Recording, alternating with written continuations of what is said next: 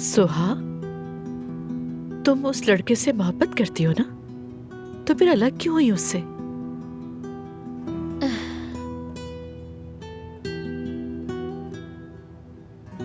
मैंने सोचा था कि वो मुख्तलिफ है, लेकिन उसने मुझे हैरान कर दिया। मुझे लगा था कि वो मेरे बाबा जैसा सख्त और जालिम होगा। तुमने सोचा था, लेकिन तुम उसे छोड़ नहीं सकी। मैं बहुत कंफ्यूज हूँ। वो इतनी अच्छी अच्छी बातें करता है, इतने अच्छे काम करता है। मेरा दिल हमेशा मुझे यही कहता है कि वो कभी बुरा नहीं हो सकता। फिर शायद तुमने जल्दी फैसला कर लिया था। मुझे लगता है उसे एक मौका देना चाहिए। मैं मौका देने वाली थी,